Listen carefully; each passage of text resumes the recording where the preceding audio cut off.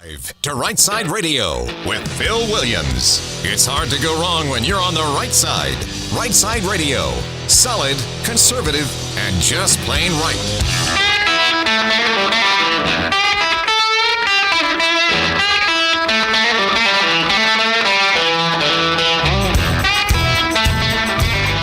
Alabama's syndicated news talk leader, Rightside Radio. Phil Williams here live in the Rightside studios. Man, we got the local, the state, the national, sometimes the international.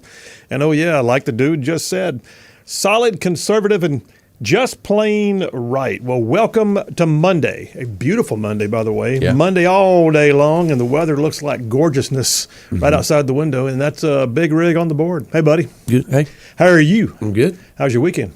It was really good. Nice weather. Nice beautiful weather.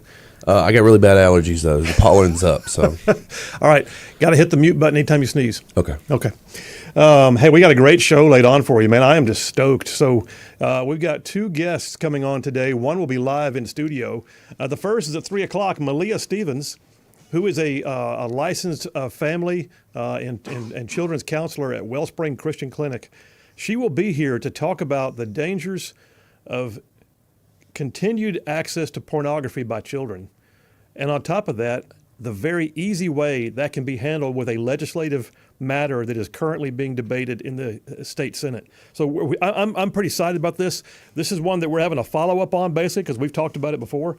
But yeah, Malia Stevens is an amazing national-level advocate, and she'll be here today in studio. And then at 4 o'clock, Major General retired Joe Arbuckle. You've heard Major General Arbuckle before. He's got great commentary. He provides, more often than not, he provides information about matters of strategic policy and on issues related to our U.S. military from the perspective of having been a strategic level planner at the 2-star level.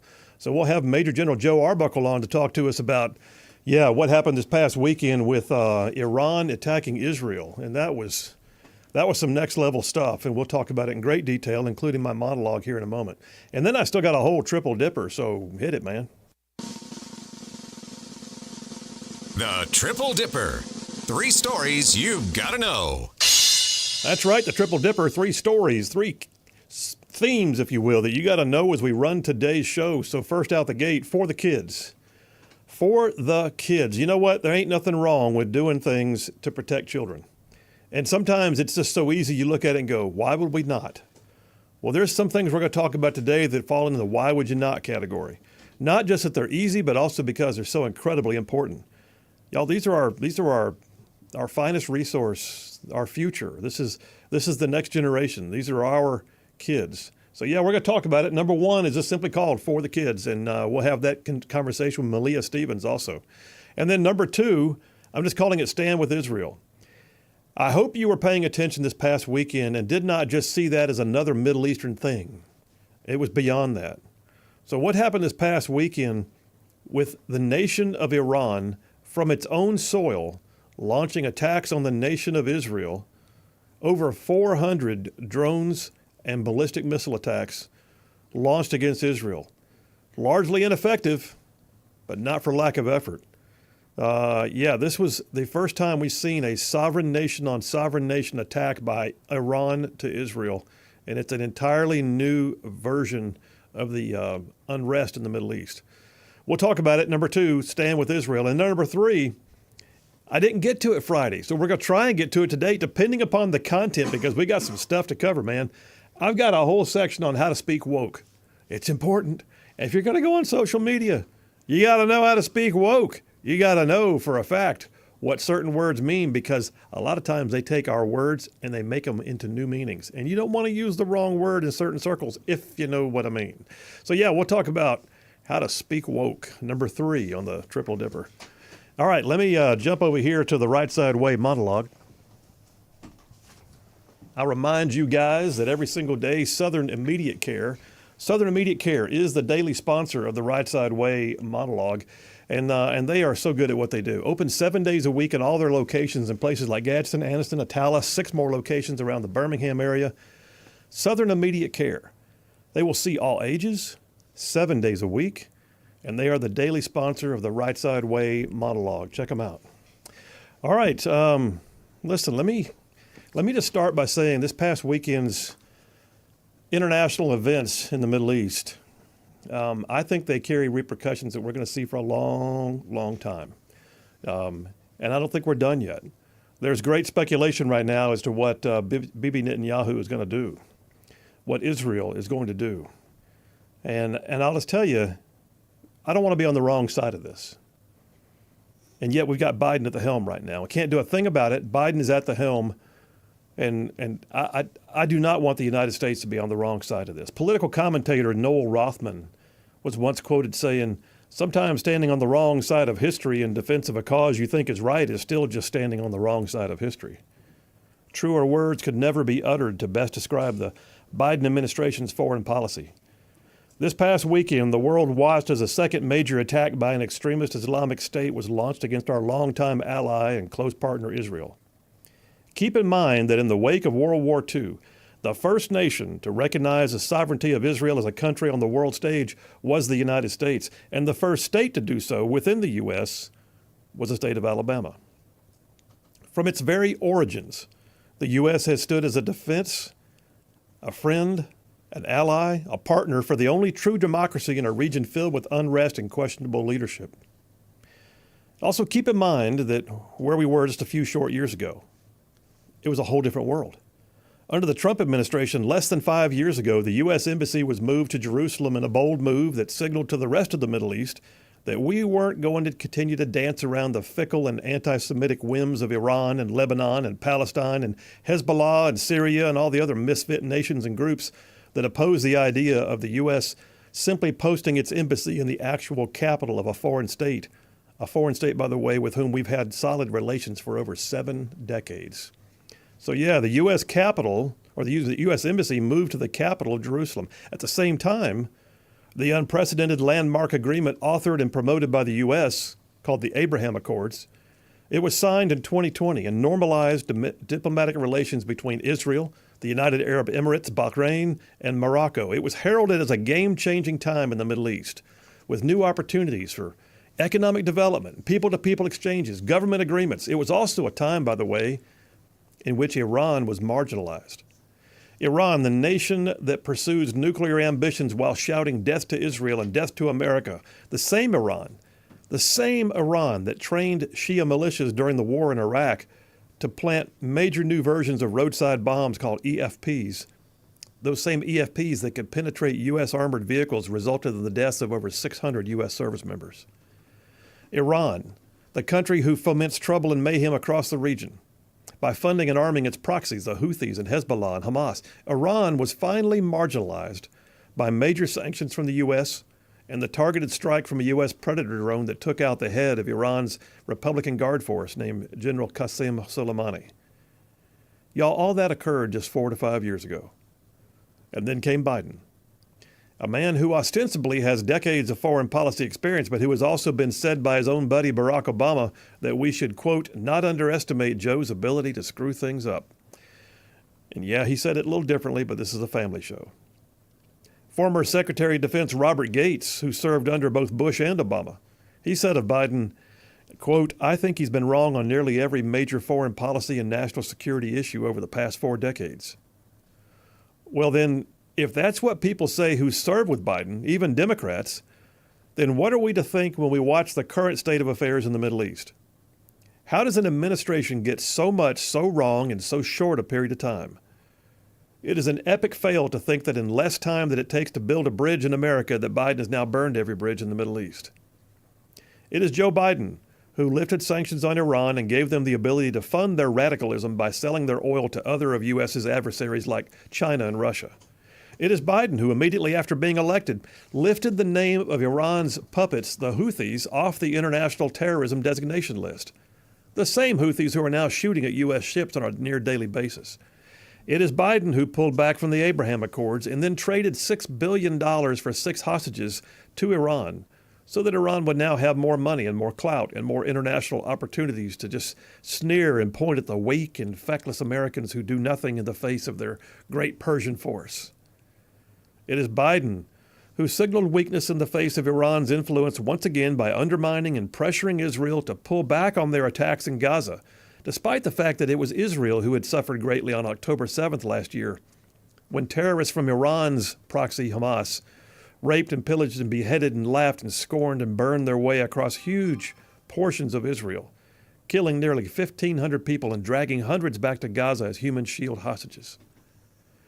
And all of this weakness and wrong-headed fecklessness by Biden emboldened Iran to the point that this past weekend, Iran, for the first time ever, launched an attack from its own sovereign soil to Israel's sovereign soil. There were no proxies. There was no plausible deniability. This was nation on nation, and it represents one of the gravest and most significant increases in regional instability in modern Middle Eastern history. Biden quickly followed the attack this weekend, though, by canceling the remainder of his 97th vacation getaway to call Israel's Prime Minister Bibi Netanyahu just to, talk out both sides of his mouth, promising support on one hand, while apparently telling Netanyahu to hold off on any retaliation on the other. Look, we don't need to be on the wrong side of history here. I can speak to this from so many angles. Support for Israel, no support for Iran.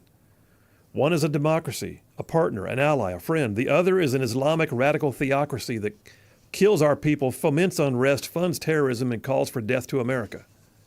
I can support Israel from a position of foreign policy, from the standpoint of U.S. interests. I can support Israel from a position of strategic advantage and military force projection. I can support Israel as a matter of faith, believing it's still the land of God's promises. And honestly, I can support Israel as a matter of common sense. In 1981, President Ronald Reagan welcomed Israeli Prime Minister Menachem Begin to the White House. In his welcoming remarks, Reagan spoke glowingly of standing by Israel. And this is what he said. You ready? He said, quote, "Israel and America may be thousands of miles apart, but we are philosophical neighbors, sharing a strong commitment to democracy and the rule of law. What we hold in common are the bonds of trust and friendship, qualities that in our eyes make Israel a great nation. No people have fought longer, struggled harder, or sacrificed more than yours in order to survive and to grow and to live in freedom."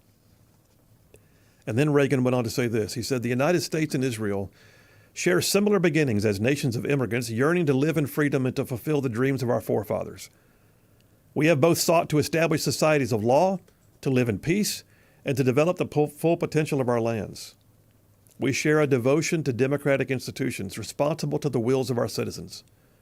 Our peoples embrace common ideals of self-improvement through hard work and an individual initiative. And together, we seek peace for all people in partnership. We're determined to defend liberty and safeguard the security of our citizens. We know Israelis live in constant peril, but Israel will have our help.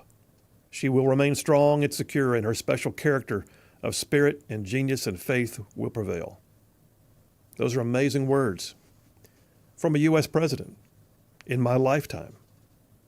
And I told you just a few years ago how different it was under the Trump administration.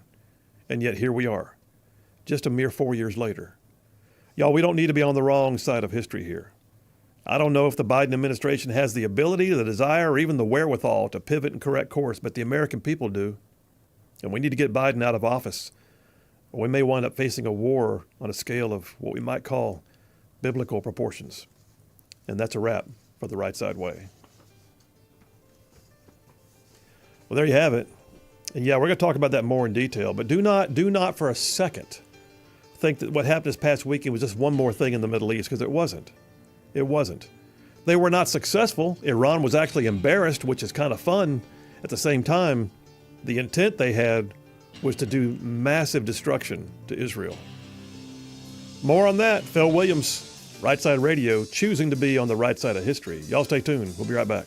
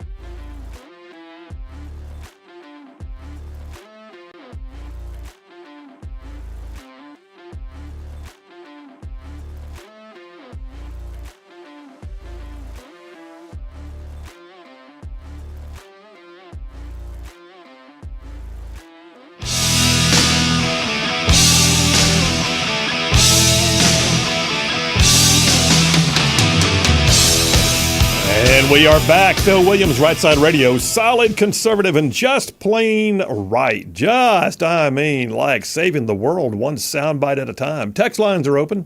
833-687-4448. That's 833-68-RIGHT. That's the text line. Text it or call it. Same number for both. I'd like to get your feedback on the Israel situation.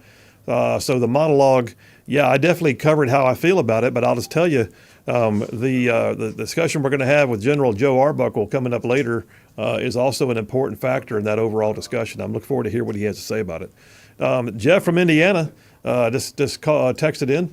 He says, I think it's high time the right needs to form an Antifa group since we actually know what the definition of fascism is unlike the leftist group that calls these itself anti-fascist when they're the biggest fascist group in the world. I would agree with that. TL from Huntsville says, Phil, very much needed monologue. Psalm 122:6, pray for the peace in Jerusalem. Yes, indeed. Yes, indeed. I got a caller on the line. Is that Sparky? Yeah, I'll do that. Sparky from Harvest. How you doing, brother? Hey, Phil, real good. Great monologue. I'm a huge supporter of Israel. Thank you, man. Got friends over there.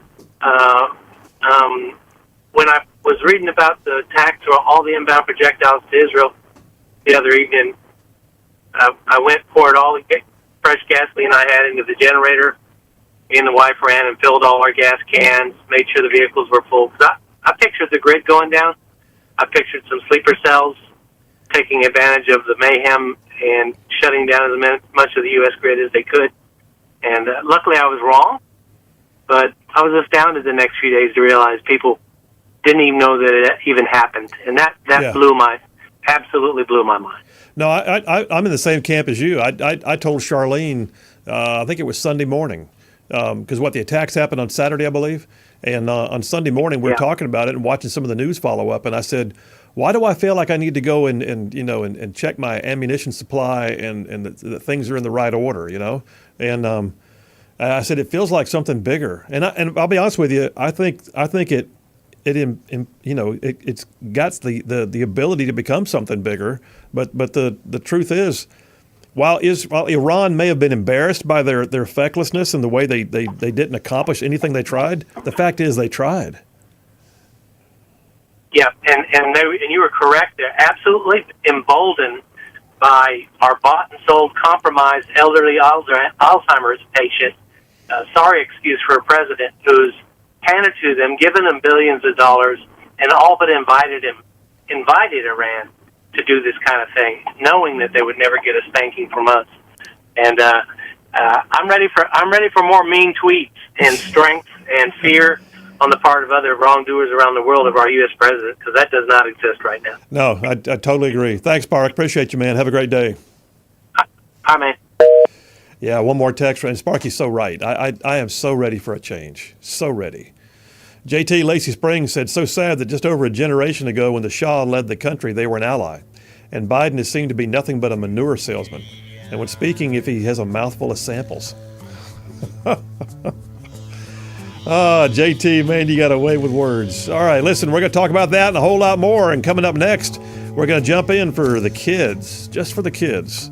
Y'all stay tuned. We will be right back.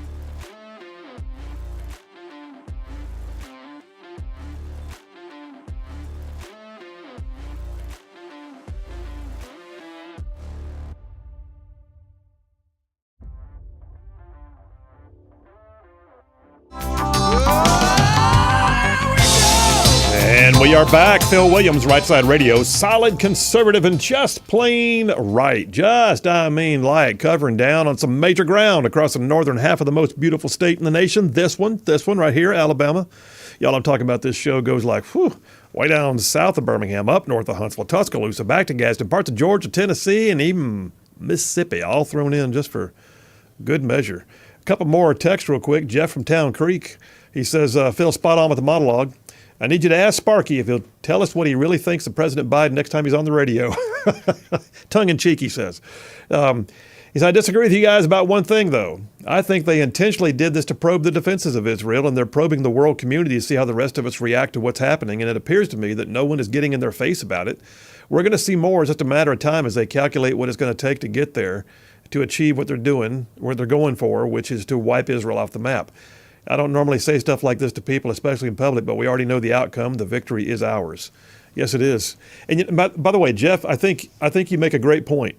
And I said this weekend on a tweet that the first salvo that we saw may well have been to try and degrade or to probe Israel's capability for defenses. I will also say they're being mocked right now. I've seen videos circulating on social media in the Middle East of basically mocking Iran's capabilities. For those of y'all that don't know, and I'm not going to. This is all part of my later segment, so I just want to say it real quick. But for those of y'all that don't know, Iran launched over 400 ballistic missiles and drones, and then land attack missiles, and 400, and they launched them at major metropolitan centers. The vast majority of them, over 99% of them, were taken out before they even reached Israel's border. It was a combination of massive capabilities that the Israelis have with their David Sling and Arrow anti-aircraft systems. Iron Dome is amazing, but they took out the vast majority of them. But even Jordan was ticked. How dare Iran launch missiles over Jordan's airspace trying to get to Israel? That's a violation of their airspace and their own safety. So Jordan took out some of them, and then we had U.S. attack aircraft in the area that also took out some of them. So it was a smackdown, but the fact that they did it at all is a big part of what's happening here. Alice from Huntsville says, "Why would anyone listen to Biden, especially Bibi?" It's a great question, and by the way, I don't know that anyone is listening to Biden. Keep in mind, over the last several days, Joe Biden, Antony Blinken, our Secretary of State, our Secretary of Defense, and I believe John Kelly, the National Security Council's spokesperson, all four of them, when asked at a press conference, because Iran was kind of telegraphing something was happening, when asked at a telegraph conference what do they have to say to Iran, they had one word. You can tell it was calculated: don't. Guess what? They did. Like your don't didn't mean squat to them. So the bad guys, it's like they kind of laughed and went, hold my beer, and they just did it anyway. So truth be told, no one, good and bad, is listening to the Biden administration right now, and that's a problem for us. It's embarrassing for us as Americans. It's embarrassing for us to know what a strength we have in our country and where we were just a few years ago. I don't care if you like Trump. Some of you out there that are either A, never Trumpers, or B, you are just anti anything Republican or conservative. Let me ask you this. Do you think for a second that the Middle East was or was not safer 4 years ago than it is right now? Do you think that the Abraham Accords were actually working? Some would say yes. Do you think it was important that Iran was smacked down and was also suffering under its inability to supersede sanctions? Yes. Do you think that Iran was lacking in capabilities that it now has that it didn't have then? The answer is yes. Do you think that Iran was launching attacks on Israel back then? The answer is no. It's amazing how much has happened in just 4 years. Last text, and I'll jump topics. John from Huntsville says, Phil, awesome monologue. Sorry I missed your entire show Friday, but I was sitting in the ER. Oh, no. In the ER waiting room for about 5 hours because my dad was having some extreme back pains that need to get checked out. John, I hope things are well, brother. Blessings on you. Blessings on you and on your dad, and I pray that all is well. And let us know, man. Glad you're back. All right, we're going to jump topics. Dipper number 1 is called For the Kids. for the kids. When we do things and we say it's for the kids, there's no shame in that. There's hardly anything you can ask. I can't read lips right now, brother. What are you doing? Not right now. I'm working on a different topic. But the reality is, thank you. We have a caller. He was asking me, do you want to take a caller at the back on the old topic? But I'm already jumping topic, so I appreciate it. No, for the kids, there's an absolute need for society to recognize that the most defenseless among us not only need, but they require our support and our protection. There's a reason why we have laws in place that don't let minors do certain things. Number one, they're more susceptible. And number two, they require more defending. And number three, they don't make mature decisions, generally speaking. And at some point we have to say, okay, we got to call him an adult now. And in Alabama, the age of majority is 19. But think about it. Kid can't join the military without parental consent until 18. Kid can't have a beer until 21. Kid can't buy cigarettes, can't even get a Costco card. All these things are important. You can't vote. There's so much that's in place that requires you to reach a certain age. And that's not rocket science.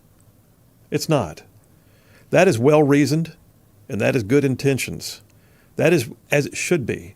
That is scriptural if you get down to it. I mean, Jesus himself said, "Suffer unto me the little children." Yes, he did. But then he also said, "You who would that would bring temptation,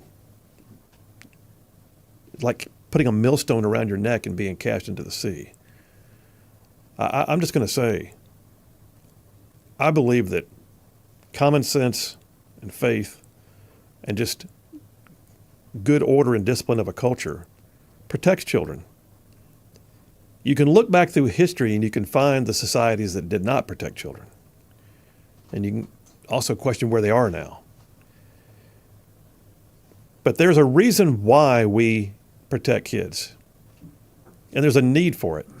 It's because culture so often sees a victim potential and they want that victim.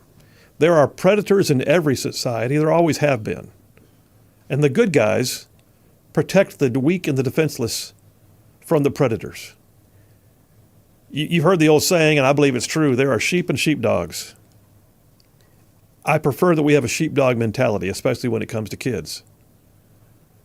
And so when we look at what's going on in and around and amongst us, in an age in which child porn is running rampant, in which drag queens believe that it's okay for them to be quote unquote role models to children and dance provocatively and have so-called family-friendly events, when hospitals are committing themselves to making great money off of doing transgender surgeries and treatments on kids, when you've got all these things happening, it's almost as if there is a predatory need by some in our society to find the most defenseless among us and make them their own. I saw something this weekend that just ticked me off to the point that I'm glad I wasn't face-to-face with the person. But our good friend Amy Minton, who does a lot with Moms for Liberty and is on the state library board battling the issues of unseemly things being in the kids sections of libraries, Amy Minton posted on social media about being down on our state capitol steps for a prayer gathering this past weekend. Moms for Liberty was down there, and they were having a prayer gathering, and she literally said on it that it was praying for our kids. And then somebody who calls himself a gay atheist came back in response and said, "Just so you know, we're coming for your kids." In my view, you come for the kids, you reach out, you might draw back a nub. And that's as it should be. The very idea that someone would feel like they had the brass, even if they have no ability to follow through on it, even if they're sitting in their mommy's basement typing away on their keyboard with some keyboard courage, and they want to say something like, "We're coming for your kids." How sick are you? But those people are out there. Listen, there's an old saying that politics flows downstream from culture, and a lot of times that's true.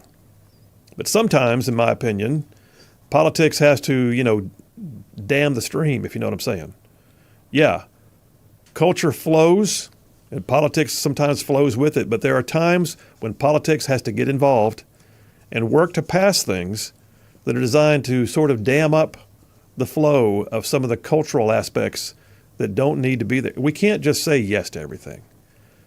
Don't come at me with your libertarian. I lean libertarian on a lot of issues, but I am not so libertarian that I would ever believe that someone should be allowed to have relations with a child, or someone should be allowed to be a predator of a child, or someone should be allowed to dupe a child out of their inheritance, or anything else for that matter.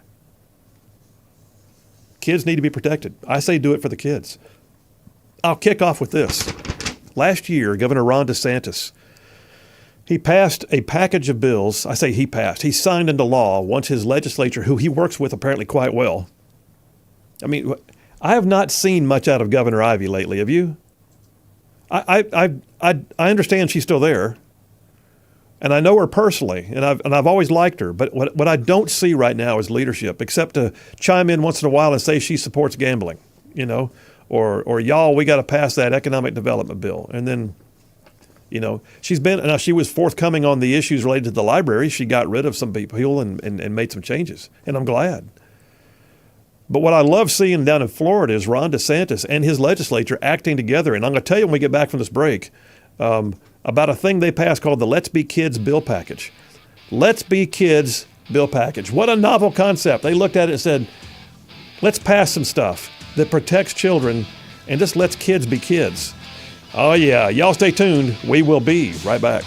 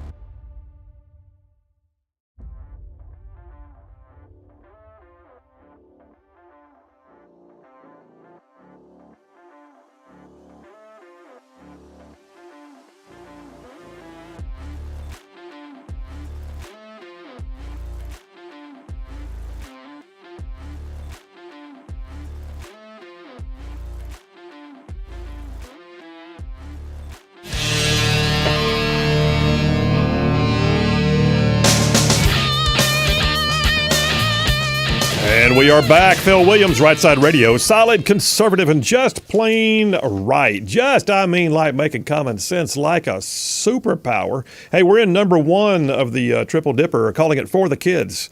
And don't forget, too, by the way, coming up after the top of the hour break, we'll have a guest in studio with us. Malia Stevens is going to be here to talk to us about some amazing opportunities we have right now in Alabama to do something simpler than you would imagine. About protecting kids from the harmful effects of pornography, which, by the way, you may not be just dropping it in front of them, but if you don't block the access, guess what? You may be dropping it in front of them. Governor Ron DeSantis, I started to say during the last break, Governor Ron DeSantis passed in the legislature in Florida, passed some sweeping legislation last year. They called it the Let's Be Kids bill. Is a whole package. I say the Let's Be Kids bill package. It was a whole package of bills put together to protect Florida's children. I got a piece here from his website, floridagov.com, that says they did all this to prevent, permanent mutilating surgical procedures, gender identity politics in schools, attending sexually explicit adult performances. I mean, they just took a big stick to the issues that we're seeing right now in our culture. They went ahead and just whacked at it one time. Governor DeSantis himself said, as the world goes mad, Florida represents a refuge of sanity and a citadel of normalcy. Love that. He has a great, I don't know who writes his speeches. Maybe he does it himself. Ronald Reagan used to write his own speeches. But anyway, his commissioner of education said, today's action make it clear educators in Florida are expected to teach our standards and not to interject their own opinions or worldviews into the classroom. His secretary of health care for the state of Florida said Florida is following the science to elevate our standards of care to protect kids from harmful drugs and from surgeries. Listen, that package of bills signaled to the world that, yes, while politics may sometimes flow downstream from culture, that sometimes politics is designed to also dam the flow and to stop some of the cultural aspects we see, especially when they hurt our kids. These are the most precious commodity we have, are our children. Now, the National Center on Sexual Exploitation, of which our guest, Malia Stevens, is a member of their board of advisors. But the National Center on Sexual Exploitation is working right now in D.C. I've got a piece off of their website to pass something called, at the federal level, called the Kids Online Safety Act, to curb what they call the rampant harms happening to our children on platforms like Roblox, Instagram, Discord, and others. There are algorithm-based, there are social media platforms that have algorithm-based platforms with any number of ways to addict kids. And then they see things that happen in the middle of it, like the fact that you've got sexually explicit content and predatory behaviors mixed into those platforms. And once they find the way of hooking kids in, too often they don't do anything to try and filter kids away. And some of it is just so easy to protect. It's not hard. It's not rocket science. In fact, the same people that built the tech, so to speak, that makes that platform work, they know how to fix it. They do. And it's not hard. Now, Alabama's got some things in the works right now. We're going to talk about that in great detail. But I'll tell you this, we're not the only ones. State by state, we're starting to see things happen. Here's a piece from last month in Texas. Apparently, Pornhub decided it was just going to pull out of Texas altogether. They can do that. They can do that. They can tell when the unique ISPs that you run your internet off of in a state, they can tell where they are. They can at their own location, if they want to, turn off access. It's not hard. State by state can actually block certain access. That's why we don't have online gaming per se here in the state of Alabama right now. Well, Pornhub decided to pull out of Texas. Why? Because Texas simply said we're going to have age verification to use that platform. You've got to say that you're of the age of majority, capable of accessing that as an adult, as opposed to not an adult. Pornhub said, yeah, we're not doing that. We're out of here. Listen, pornographic sites are often not based in the United States too. So sometimes you have to do things that actually put some teeth into it to make them understand that if we catch you, if you're doing this to our kids and we catch you, it's going to happen. But then I'll also point out that some of what they do around these different states is to pass legislation that deals not just with filters, not just with age verification, but with actually making access to existing safeguards easier to work with. Now, why would that be hard? Well, Phil, you're asking them to spend great money and you're violating First Amendments. And no, actually, we're not. We're going to talk here in a few minutes about something that we mentioned on the show last year, but this year it's up again, and it's currently passed its way through the Alabama House, and it's moving through the Alabama Senate, and we have about one legislative week left to work with. And we need it to pass. And all it effectively says, and I'm going to oversimplify it, is that apparently every smart device you buy, your phones and all of it, already have built-in filters. They're already there. They're there from the factory. They're also sometimes layered so deep you can't hardly find them. And all we're looking at is a law that is already being worked on in other states as well, that simply says when you buy one of those in Alabama, that filter will be activated. And the parent can be given the ability to turn it back off if they want to. So that you don't wind up having a child walking around with a device in their pocket that has access to every imaginable adult site known to man. It's not hard, and it's worth doing because these are our kids. And I mean, I'm just telling you right now, any society that cannot protect its most precious, any society that cannot look at its children and decide that there is a need for the defenseless to be defended is a society that will fall. And you can look back through society, you can look back through biblical era, you can read the Old Testament, you can find the ones that offered up their children. And I used to find myself thinking, how does a society get so depraved it offers up its children? And now I look at some of the things that are happening here. I'm just telling you, folks, it's worth doing, and it's not rocket science. And I'm pretty sure we better do it. Coming up next, Malia Stevens from Wellspring Christian Clinic is going to be here to talk to us. And she's also, by the way, a national advocate working on legislation right this very minute that I think all of you are going to be fascinated by. Y'all stay tuned. We will be right back.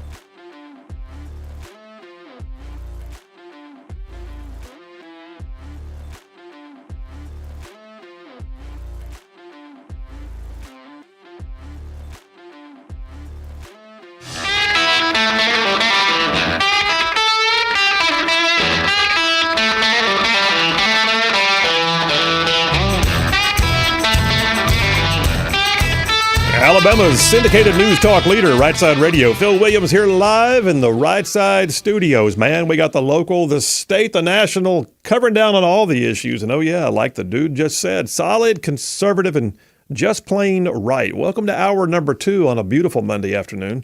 Listen, we're in Dipper number 1. I'm calling this for the kids. What better thing to do something for than for the kids? And I was, listen, somebody that I met a while back who happens to be the niece of a good friend of mine, which I didn't even realize at first when you and I first met, I believe. But Malia Stevens is here. She's been on the show once before. We've also interacted here, there, and the other on gatherings about the same topic we're about to be on now. But Malia Stevens is a licensed counselor with Wellspring Christian Clinic in Birmingham. She's got her BA in Development and Family Studies from Sanford. She also has a Master's in Marriage and Family Therapy from Abilene Christian. And she has an amazing practice, but she's also on the national level even. She's on the board of the National Center on Sexual Exploitation. They call themselves NACOSI, which is a whole lot easier to say. Welcome to the Rightside studio, Malia. Thank you so much, Phil. It's a joy to be with you. I think last time you were on the show, you called in, which was I did. Yeah. We were juggling a lot at that time, so I couldn't quite make it to Gadsden. Well, But you're this is more fun. You're an absolute Rightside ruffian, so you're having a T-shirt before you leave here. All Okay, right. all right, Yay, good deal. I'll wear it. Well, so listen, the stuff that I'm talking about right now, I said earlier, and we'll talk about legislation in a minute, but I said earlier that sometimes they say politics flows downstream from culture, but I believe that sometimes politics also has to dam the tide. And this is one of them. If you don't mind, just for a minute, talk about why you do what you do, and give us some stats or figures about the things that make you do what you do. Sure, certainly. So as you mentioned, I'm a marriage and family therapist, and since I was very young, I knew I cared about families and I wanted to see families strengthened, and I've always had a heart for that and for marriages. And as I got into that field over the years, like even as in grad school, one of the issues that was presented to me very early on working with couples and with individuals was pornography and its impact to individuals and families. It just seemed to be a theme that I kept hearing, having to confront. And then as I got into private practice, really between the years of 2009 to 2011, families brought in young children to me who were addicted to pornography, boys and girls ages 6 to 11. And that was extremely alarming to me. And these kids were acting out compulsively after exposure to pornography, after 1 or 2 exposures. And I was just seeing how highly addictive it was and how it was so damaging to the children. And then also at the same time, I was working with survivors of sex trafficking, a man and 2 women. And 2 of those individuals had been forced to create pornography against their will. And so my mind was opening up to the intersectionality of all forms of sexual exploitation, started doing research, and was just so in shock and concern for families, and realizing we've really got to raise awareness for parents and help them get equipped to stand in the gap for their kids and stop this before these kids have their future hijacked by pornography, because that's what was happening. I used to work as part of my really kind of weird and somewhat schizophrenic resume. I used to work for several years in an adolescent treatment center. Oh, wow. And I can't say that we dealt with kids per se on the basis of addiction to pornography, but we saw addictive behaviors. But we also saw a lot of kids, though, who had been sexually abused, because most of the time we had comorbidities in their analysis, and it would be something that you may be seeing them because of a drug addiction or a behavioral problem, but you found and I can't tell you how many of them had an underlying abuse or an underlying misuse, if you will, by making them the subjects of something. Exactly. But people also don't realize to the extent that pornography can affect the mind. Exactly. It desensitizes. It does. It actually affects the structure of the brain. It affects the pleasure pathway, just like an illicit drug, like heroin is compared to heroin oftentimes, or cocaine. And in the way that you look at brain studies, it looks very similar in terms of the impact. And it creates this craving, this appetite that is never satisfied. It creates this escalation in behavior, and then it tends to shape people's sexual template so that they crave more depraved fetish type behavior oftentimes. And it's a lot of times people will come into my office, females, for example, will come in and they'll say, I don't know why I want to do this type of behavior. And they'll be crying. And they're like, I have this craving to do certain behavior that's really disgusting to me. But when you trace it back, it usually starts oftentimes with pornography, sometimes with sexual abuse, or a combination of the two. Yeah. Well, there's an amazing amount of stuff available to kids now. I mean, so I'm a granddad now, and I can just picture my beautiful grandkids, and I feel like, whereas I grew up in a world, and I had problems as a kid, and I know I did. I mean, I was the one, I was challenging for my parents. Let's put it that way. And there are times when I know that God saved me because it was a good thing He did, or no telling where I'd be. Right. I actually, my mom sent me to live with my dad, who was overseas.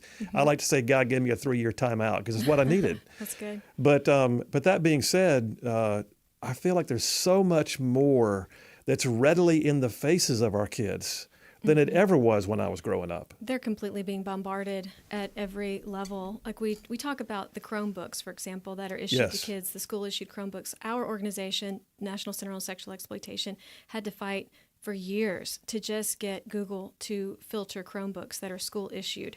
So all these kids were being handed these devices that were not filtered. Parents didn't realize it. Schools didn't know what to do. And then you have this massive amount of trouble that came up as a result, and just common sense things like that, where kids are being bombarded even on school-issued Chromebooks or at the library. Everywhere you turn, it's a overwhelming job for parents. Well, it is. I mean, parents bear some responsibility to do what they can to safeguard, obviously. But I think, and I don't want to do the whole, it takes a village thing. I'm not doing that. But what I am saying, though, is that as a former legislator myself, I know there were times we had to pass laws to provide protections for those who couldn't necessarily be protected on their own or without the aid of us in the legislature. And so right now, I know that there's things happening on both the national and the state level. Alabama is just one of a number of states taking action on some things you and I will talk about. But we got to. I mean, we do. And what's amazing to me is how much the big tech porn platforms resist it. Oh, they fight it tooth and nail because they really don't want to give up that profit target, which is our children. And profit target. Wow. Yeah, it's a profit target. And they know if they can get kids hooked early, they're going to make more money off of them. That's really what it boils down to. And they admit it in some of these undercover investigations that have been done recently. They admit that that's really the bottom line, is just money. Alabama was the 16th state in 2020 to pass a resolution declaring pornography a public health crisis. Yeah. So as you're saying, we've acknowledged that our government has to get involved. This is beyond what an individual can do to protect themselves. Like, we have to step in and make sure our obscenity laws are being upheld to protect all of our citizens, but especially our children. So I wrote an op-ed based off of a monologue I had done a couple weeks ago that came out just this morning. And it's called Joe Camel and the Drag Queens. Oh, wow. But I don't know if you remember this or not, but like in my lifetime, I have watched Congress get involved and the Federal Trade Commission get involved simply because a cigarette brand had a cartoon character that made cigarettes look popular and cool to kids. And they found in their own internal memos during the discovery phase of the lawsuits that, oh, by the way, they actually had targeted kids because they were a profit target. Right. And so everything changed, and the laws were changed, and the legislative process and the regulatory aspects of the federal government came down hard on R.J. Reynolds Tobacco, and Joe Camel went away. Wow. And yet today I almost wish that Joe Camel was the only problem we had right now. Oh, wouldn't it be simple? It would be far simpler. You got stuff right now. I know NACOSI, if you don't mind, talk about who NACOSI is before we go to the break. For sure. It stands for the National Center on Sexual Exploitation. We've been around since the 60s, actually, fighting pornography. And it was started with a commission, and it was very involved in things during the Reagan and Bush administration as well. But we rebranded ourselves. We used to be called Morality and Media, but we've been National Center on Sexual Exploitation in recent years because we are at the tip of the spear of fighting all forms of sexual exploitation globally. We are a big coalition of people from all over the world, from the right and left, who care about issues of sexual exploitation, from pornography to sex trafficking and everything in between. So we'd love for people to learn more if they want to go to endsexualexploitation.org. Endsexualexploitation.org. Okay. Listen, we're going to come back from this break here. We're already there, believe it or not. Okay. That was fast. We're going to come back from this break and talk about something that's currently going through the legislative process in Alabama that seems like way too simple. Why don't we already do it? Exactly. All right. We're in studio right now with Malia Stevens from Wellspring Christian Clinic, who, by the way, is a national advocate on the topics at hand. Phil Williams, Rightside Radio. Y'all stay tuned. We'll be right back.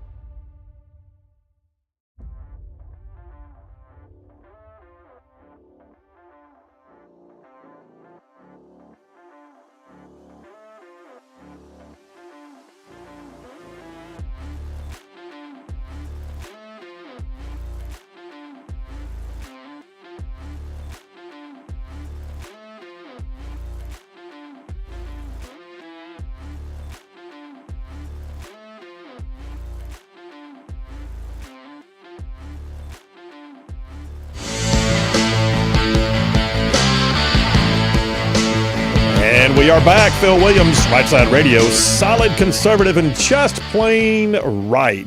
I mean, like, wow, saving the world one soundbite at a time. Well, we're right back in studio right now with Malia Stevens from the Wellspring Christian Clinic, and she's also, by the way, on the national board of NACOSE, which stands for the National Center on Sexual Exploitation. So there's, first of all, let me just say this: smartphones and Chromebooks. Have mercy at the Pandora's box each one of those contains. I'll never forget. So my daughter, who's grown now, my daughter who's in her early 30s, years ago had to do her like her annual report on some big aspect of politics. She chose to do it on the White House. Oh, no. Oh, you know exactly where I'm going. Oh, yeah. She went to whitehouse.org or Yes. .gov or something, which is a porn site. Yeah, .gov is the correct one, and she just did .com, I think, and had no idea. Shocked her, upset her, and it's because they will not only embed themselves in places and lure kids in. Sometimes they'll do things knowing full well what the search engine is going to create. And so my daughter literally went to a porn site thinking she was going to our national capital, the White House. It's despicable, isn't it? Yeah. They do that with like Disney or Nickelodeon. If you misspelled those, children don't know how to spell that when they're little, so they'll look up Nickelodeon, and any misspelling would take you to a hardcore porn site. God. Things like that, and they'll splice pornographic cartoons in the middle of kids' cartoons on kids' YouTube. They'll take Disney characters and turn them into graphic pornography. They know exactly what they're doing to target children and to strip their innocence, Well, yeah. Makes vigilantism look pretty good, to be honest. Fortunately, we have better means to go after them. Yeah. Okay. So you say, well, one of those better means, though, is House Bill 167. So right now, everybody in the world carries a smart device. I mean, I've got mine sitting right here on the desk. And yet most people have no idea. I didn't until the first time you and I talked about this, that there is actually a from the factory means of filtering that stuff out. Exactly. Yeah. And yet parents don't even know it's there. So talk about House Bill 167 and what it does. Yeah, for sure. It's called the Alabama Children's Device Protection Bill, and our main sponsor is Representative Chris Sells. He's worked really hard on this issue for several years. Yeah, he really cares about protecting kids in this area. And in the Senate, we have Senator Clyde Chambliss. Also a good guy. Yes, absolutely. And we're super excited about this bill because you hear the words no-brainer all the time, but if it could be a no-brainer bill, this would be it, because we know that children are, 47% of the time, young children are exposed to pornography accidentally. They stumble on it on a smartphone or a tablet. But smartphones and tablets already have filtering software in the device itself. So all we're doing with this bill is requiring manufacturers, which there's just 3 companies, Amazon, Google, and Apple, to do a software update and turn on the existing filters so that children are automatically protected from hardcore, violent, degrading content online. And it's a simple software update, and it would be statewide on any device issued to minors in the state of Alabama once it goes into effect. Adults can turn the filters off if they want to with a password, but children would be automatically, have that layer of protection. And it's got a lot of support, bipartisan support. It passed 98-0 in the House a couple of weeks ago. We know we'll have good bipartisan support in the Senate if we can just get it moving in the Senate. 98-0. So I want to point out that there's only 105 members of the House, so all but 7 voted, and it passed 98-0. That means it was completely bipartisan, like unabashedly bipartisan. You could pass a bill that says, "Do you love your mama?" and it would not have gotten 98-0. Exactly. It was beautiful, and we had 63 bipartisan co-sponsors as well. So okay, so yeah, I mean, you're not only in the no-brainer category in terms of what it does, but you're in no-brainer in terms of politics. You would think so, but we do have some opposition. We have to fight big tech, the porn industry. They lobby against us and come behind other organizations sometimes. And we often have telecommunications companies showing up at the hearings fighting us, but our bill explicitly states that telecommunications companies are not held liable. This has zero to do with AT&T, Verizon, retail shops, things like that. But for whatever reason, we we see them at our hearings. And what boggles my mind is they'll talk about it being oppressive to their industry, and they'll talk about it somehow violating a First Amendment right of some type, and they'll look for ways to argue that you're unconstitutional in the presentation. Mm-hmm. But this one has already met muster in terms of its constitutionality. It's got Supreme Court backing. There's been 2 rulings that said from the Supreme Court, if you're going to protect kids, you should do it at the filtering level. Those are 2 very strong rulings. So we know it's going to stand up in court. We know it's got that kind of backing, and that's one reason they really fight us so hard, is because they know they can't overturn it once it gets passed and becomes law. But it goes back to what it really boils down to is those kids are, what'd you call them earlier? A profit target. A profit target. And a data target too. They don't want to give up the data that they could collect as well. But yeah, they're a profit target. It's right now, House Bill 167 is already passed the House. It's been transmitted to the Senate. Mm-hmm. It's been assigned to Senator Garland Gudger's committee on FRED, which I founded FRED. I used to be the chairman of FRED. That's so cool. FRED stands for Fiscal Responsibility and Economic Development. So you're now in FRED. It's awaiting committee action right now? We will hopefully have a hearing next week, is what they're saying. Whew, we're getting close. We're getting really close. We need it to happen quick. This is all right. I hope all y'all are listening, and I know I've got a bunch of right side ruffians out there who don't mind calling your legislator. For that matter, call other legislators. It doesn't matter whether you live in their district. But right now, Senator Garland Gudger needs to get that thing on his agenda. And by the way, that's this listening area. Coleman, we blanket Coleman. We have a lot of Coleman listeners. Oh, yeah, that would be wonderful. And so absolutely call Senator Gudger's office and let him know. And also President Pro Tem Reed, if they wouldn't from mind. Jasper. From Jasper as well. That would be wonderful to have, that he would know that the constituents really want to see this passed. I speak all over the state. Parents, grandparents, everybody from the right and left really want to see this happen. And I think we need to let them know that we do care about it, and we care about it more than the lobbyists do. Yeah. Well, there's some of that great classic rock music you told us you liked coming on, so that means we're going to take a break right now. We're in studio right now with Malia Stevens from the Wellspring Christian Clinic and the National Center on Sexual Exploitation. Common sense, man. It's no-brainers. Take care of our kids. Y'all stay tuned. We'll be right back.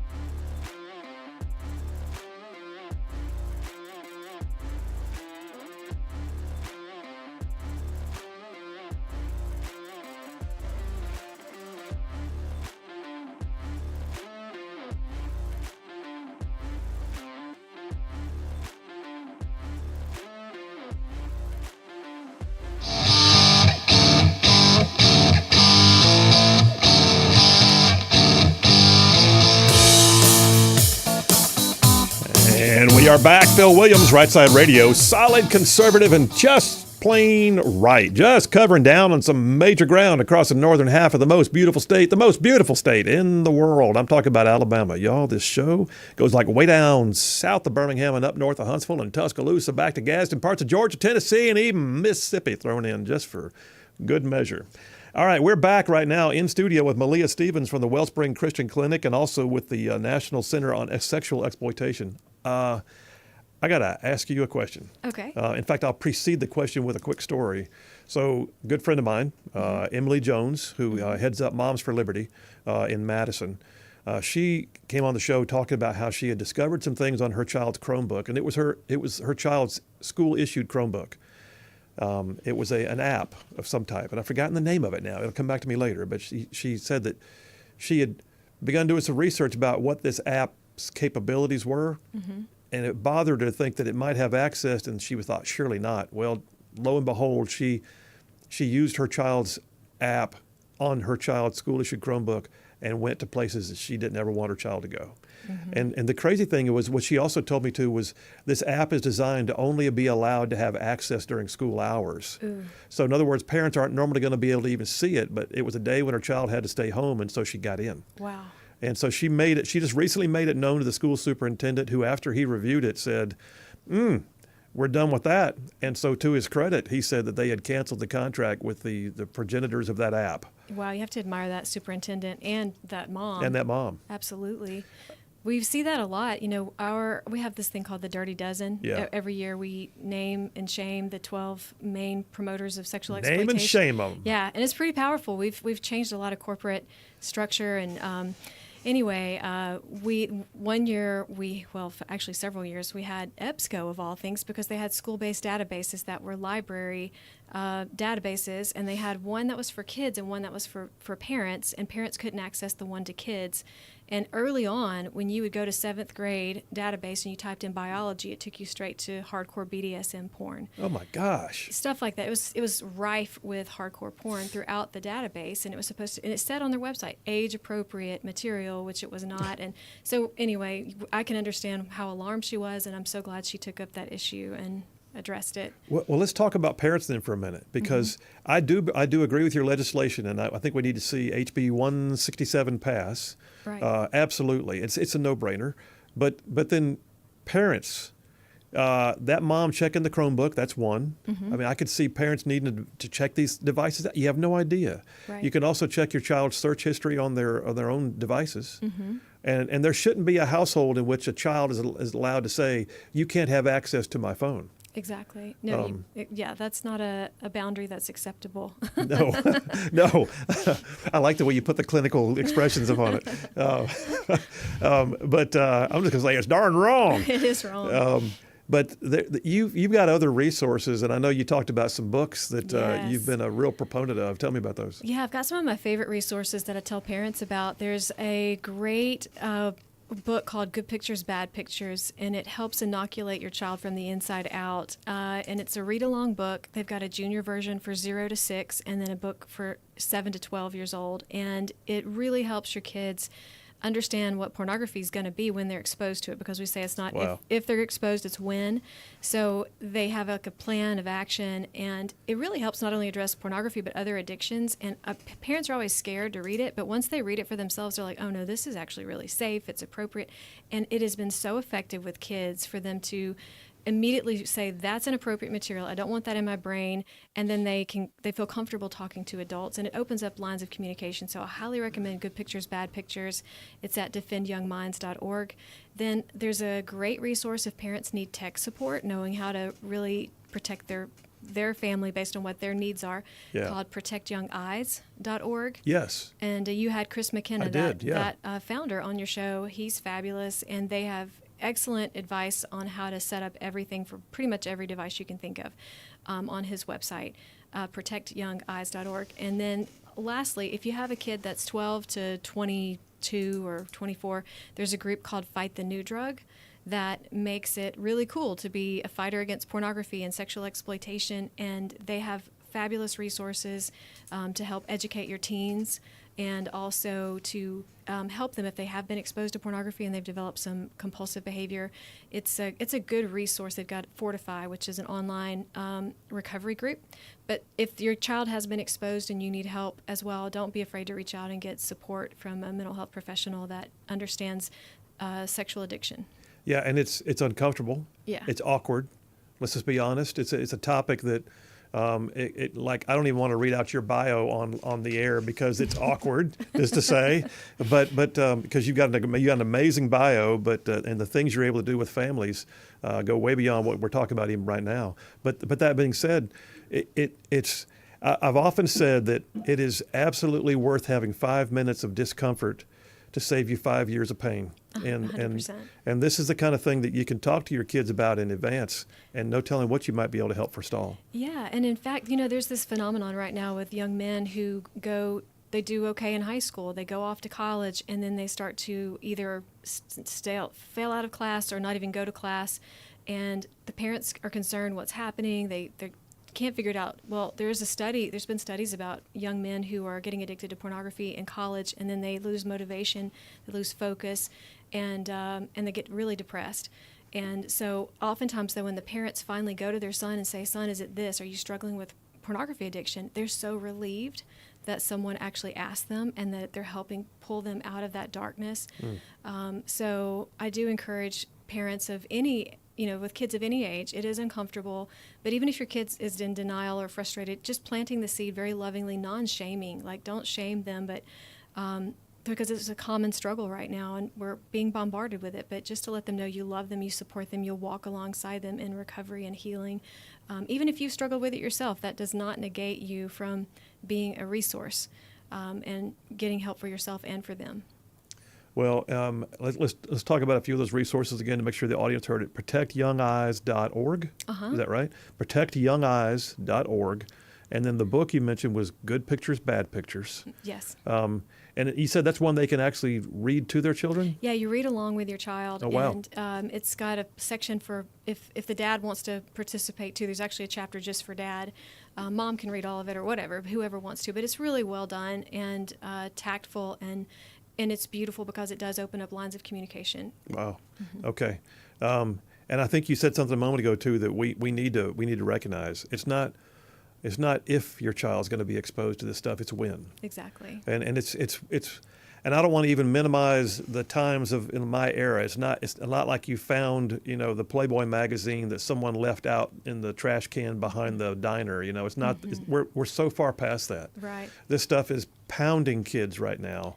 Yeah. Literally just piling on. And it's available just by the device they carry in their pocket. Yeah, it's really stealing their childhood. It's affecting their development, and it's not fair. It's not fair to them to lose their innocence in their childhood and to have their childhood harmed in this way. We consider exposing a child to pornography as tantamount to child sexual abuse because of how it affects the brain and how it affects their behavior. And it is illegal in Alabama to expose a child to pornography, but we're doing that all the time. Well, and I think you just said something too that I think the audience needs to hear. Sometimes we hear about this stuff and we think, San Francisco, or that other place somewhere else, or what they do in that big city. So you practice right here in Birmingham. You have a thriving daily practice. Am I right? Yes, I do. And we have kids from really solid families. It's not like, these kids are not neglected. They're very involved parents that the kids are being harmed. Well, all right, no brainer. HB 167, House Bill 167. The House has already done its gig. And it has now gone on to the Senate. Yes. And we need that thing to pass. We really do. And I look at this as it's one of those things that every once in a while legislation comes along and you have to ask why. Why are we doing this? Why? This is one of those you ask why not. And people, I think you get to the point sometimes where you realize that God opens doors and venues and makes available opportunities. And part of the prayer for me has become sometimes, why would I not? Because look, it's right there. Right. And that's the way I see HB 167. If I were still in the Senate, I'd be dying for this bill to get on the floor. It's low-hanging fruit. It's absolutely low-hanging fruit. Well, you have an amazing job, and you do a lot of work. And this will be the second time you've been on this show. I suspect it's not the last. Well, I hope not. This is so much fun. It really Well- is, and we appreciate your support and help on all these important topics. No, I appreciate it, and hopefully next time we talk, it'll be because the bill passed. Amen. All right, all right. You're listening to Malia Stevens, who is at Wellspring Christian Clinic, and let me just say too, if you're out there and this is a topic that's awkward for you, but you know your family's dealing with it, you are not alone in this. And there are people like Malia who are trained and ready and available. And am I right in saying too that you can even insurance will cover the counseling and things a lot of times? And, A lot of times it will. Our Yeah. clinic is not insurance based, but we do provide super bills. But there are many clinics that are, and there are a lot of certified sex addiction therapists around Birmingham because there's a big demand for that. And so if you look up CSAT, there's that. There's a lot of Christian clinics around Birmingham. There's fabulous resources, and if people want to call Wellspring, we can help get you connected with someone as well. Yeah, Wellspring Christian Clinic is right there in Birmingham, and that's where Malia is. All right, you're an amazing person. Thank you for what you do. Thank you so much, Phil. All right, well, blessings on you, and I look forward to hearing about HB 167. Everybody needs to call Senator Garland Gudger's office and get that bill on the next available agenda. And by the way, when you do, ask him if there's a public hearing to have a vote on the same day as the hearing. Don't do this, well, we're going to have a hearing this week, and maybe next week we'll actually vote on it, and then the next week we'll actually get it on the floor, because y'all, they're about out of time. They're literally out of time. Don't let it be one of those bills that just died because, I don't know, we couldn't get around to it in time. Time. It's a precious commodity, too. All right, we're taking a break right now. Big Rig, take us to it, brother. Phil Williams, Rightside Radio. Y'all stay tuned. We will be right back.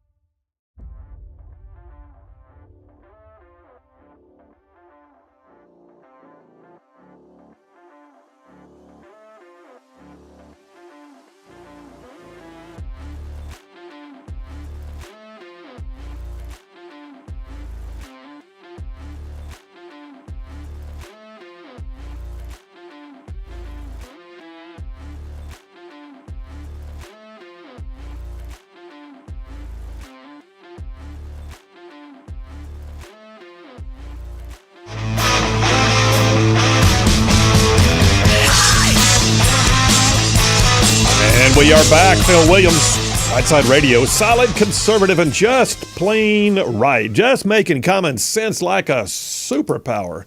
Man, I'm going to tell you right now, that Malia Stevens has some common sense. Goodness. That woman has superpowers. And she so delicately and yet affirmatively stated the things that she's working on, and it was amazing. We even had some discussions in the studio, offline about, our kids and grandkids and what it's like. I'm glad there are people out there doing what she's doing. Yeah, same. But I think She's doing good work. She's doing good work, and I think it's incumbent upon us, though, as parents and grandparents, to not sit idly by and wait for somebody else to do it, though. Yeah, true.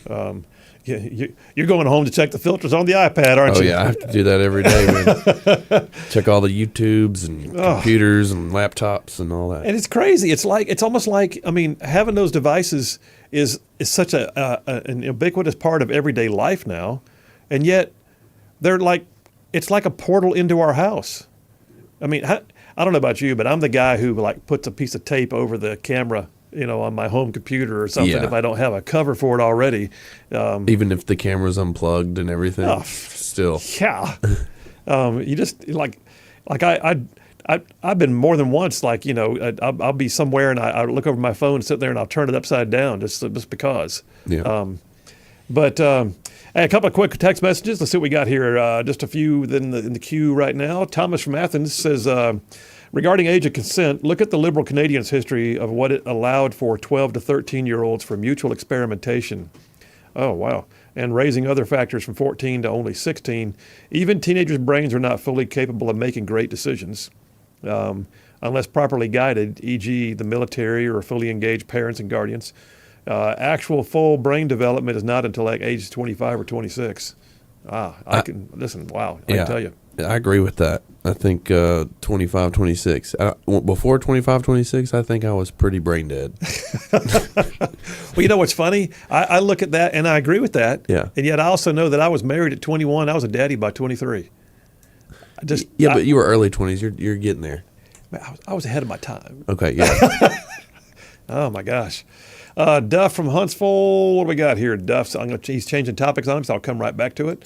And then Brian from Decatur says, it appears we do not have very strict laws against pedophilia. There seems to be a lot of it going around disguised as grooming. However, nothing seems to be done about it except for exposing it, and then what? No, man, Brian, there are actions being taken. Some of that is being taken. By the way, some of it is laws that are being ignored or are difficult to enforce. Others are laws that don't have stiff enough penalties. Like you make something a misdemeanor, maybe it's time to make it a felony because the misdemeanor didn't scare them. But then on top of that, you've also got the fact that state by state, you're beginning to see more and more people starting to take action. Like, for instance, we have certain bills in our state legislature right now, right this very minute. Aside from the one we just talked about, HB 167, I think it's HB 130, House Bill 130 by Representative Mac Butler. We've also got, I think it's House Bill 385. Which is, I believe, being carried by Representative Arnold Mooney. And those bills right there are designed to keep, sexually explicit shows and presentations and library issues and all that. It's designed to help clean up a lot of that stuff. And we need that. And at some point you look at, okay, I get it. It is difficult to legislate morality. But we can criminalize immorality. How about that? And I don't mean like we should become so punitive that people can't have, a personal life. That's not what I'm saying. But if minors are already protected under the law in a variety of capacities, then it doesn't make any never mind to me to discontinue those protections and say, oh, by the way, if you can't do that and you can't do that, then by golly, you with the iPad over there, that's not going to happen either. This is just too easy. All right, we're going to switch gears now. Don't forget, coming up after the top of the hour break, we'll be going into the Stand with Israel Dipper number 2 for the day. Major General Joe Arbuckle is going to be calling in. General Arbuckle had an amazing career and is going to be on the air with us once again to provide some support and insights from a strategic level planner as to what has happened this past weekend with Iran and Israel. If you heard my monologue, and by the way, if you didn't hear it, I want to encourage you to consider going and getting it on the podcast. Because the monologue, this title of it today is being on the wrong side of history. We do not want to be on the wrong side of history of this. And yet the Biden administration is so intent upon, splitting the baby on everything, on literally straddling the fence, doing all it can to, I don't want to anger those Islamic radicals in Dearborn, Michigan. They might not vote for me. How about this? Do what's right. Ronald Reagan, one of my favorite quotes, and I actually used to quote this to people in Montgomery who would take issue with some of my stances. Ronald Reagan one time I don't even know what the topic was, but he was doing something, I think it was Caspar Weinberger, who said to him, "Mr. President, that may be political suicide." And he said, "I didn't get elected to get reelected. Let's do the right thing." What a great attitude. Would that every politician had that same attitude. I didn't get elected to get reelected. Let's do the right thing. That being said, what's going on with Israel right now? Mr. President, if you are that worried about some radical voters who don't care about us anyway and really don't care about you for that matter, then you're not a statesman. Let's stop and consider about doing the right thing. And the right thing is to protect our friend and ally, Israel, and to do what we can to support their efforts and to quit trying to undermine them at every turn. And it's happening right now. And oh, by the way, all these peaceniks, we need a ceasefire. We need a ceasefire. Well, there's a bunch of them that were cheering in the streets this weekend in the United States about Iran trying to bombard Israel. The interesting thing is, Iran failed miserably. Look, Iran launched 185 Shahed drones, 110 medium-range ballistic missiles, and 36 land attack cruise missiles. 99% of them were shot down. But do not take that for anything other than a smack in the face to Iran, but they still tried to do it, and that's, diplomatically speaking, that's what really matters. All right, folks, Phil Williams, Rightside Radio. Y'all stay tuned. We'll be right back.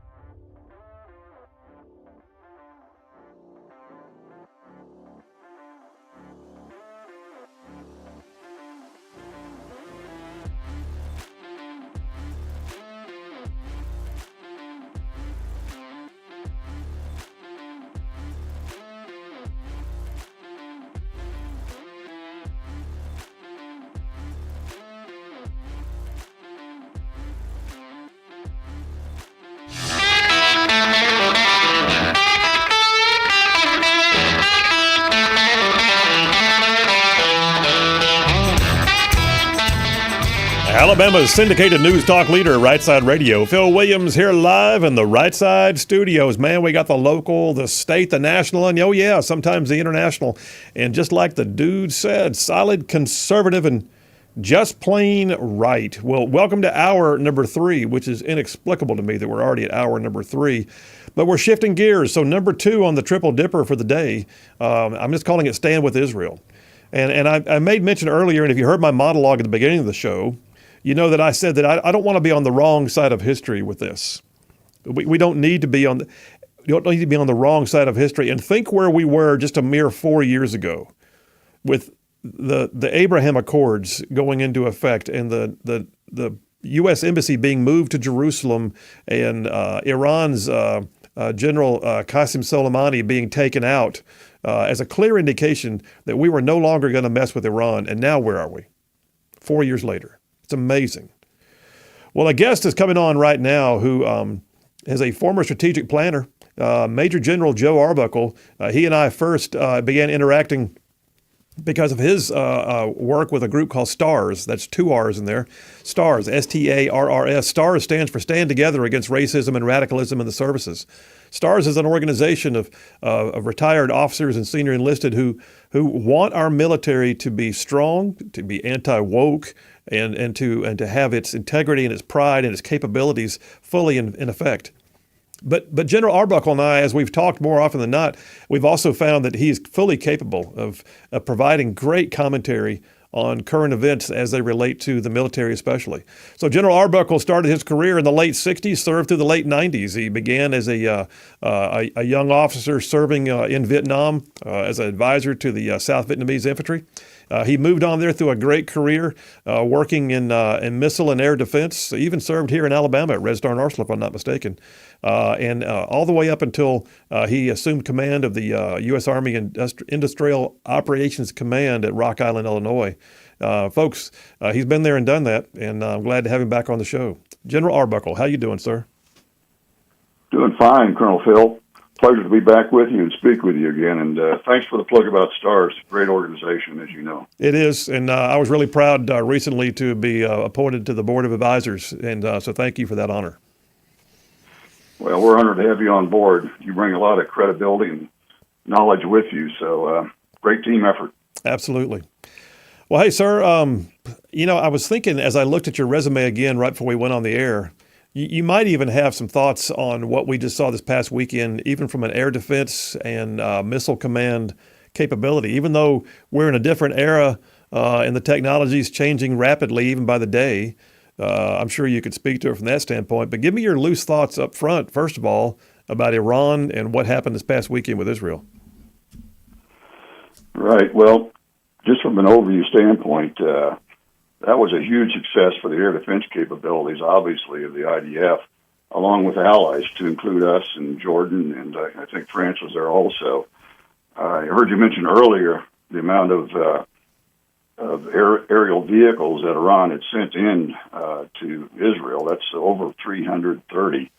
And I read a report earlier today that United States Air Force, I believe, F-15s, knocked down a total of 70 of those in a combination of drones and cruise missiles. Yeah. Of course, the rest came from the Israeli Defense Forces. But they have probably the strongest air defense network in the world just because of where they're located and the threat they're up against. In a general overview kind of a comment also, these drones and the cruise missiles, low-cost, highly accurate cruise missiles, are changing the face of warfare. And that's something when you really need to put a lot of thought into, because it just shows how vulnerable targets like our capital ships out there floating around, as well as fixed installations of these very, very cheap and highly accurate AI, basically programmed and controlled devices. That's going to change the face of warfare, as I said. And you're right, I did have a couple of really enjoyable tours there at Huntsville, Redstone Arsenal. We got trained in missile systems there early on. I think it was after I got back to Vietnam in '73, and came back again to get trained on the Pershing system. So I've got a lot of background in missiles, and I appreciate their effectiveness. Well, I look at this too, and it's almost like in some ways what we're seeing with the with drone capability and with missiles. it's even becoming a poor man's option, if you will. I mean, we're watching the Houthis launch drone attacks against shipping, and who are the Houthis?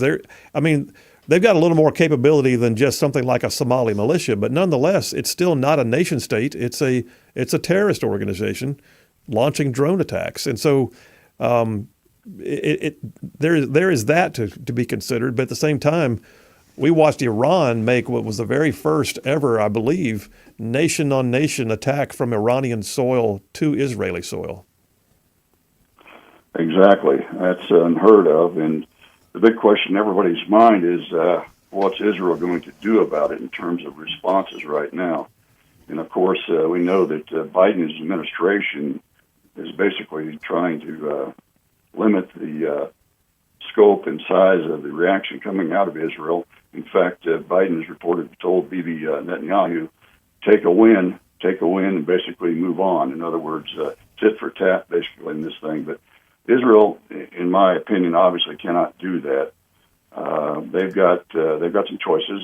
Obviously, they can go after things, they can go after people, they can go after a combination of both. And what I mean by that is they can retaliate, going after the missile launch facilities and other infrastructure that supports that, along with command and control centers, etc. Those are the things they can hit, or they can target members of the regime, the people, as they've done in the past with the IRGC and taking out, as you mentioned, I think Soleimani, and most recently on 1 April, which precipitated the attack from Iran, where they killed 7 of the IRGC members in Syria, to include 2 of their top generals who have been reported to have been responsible for the planning of the 7 October attack on Israel. So there's 2 cases right there where Israel goes after kind of the head of the snake in terms of the people involved in launching these strikes. So who knows? I don't know which direction they're going to go, but they can't sit back and do nothing, and I think it'll be rather substantial.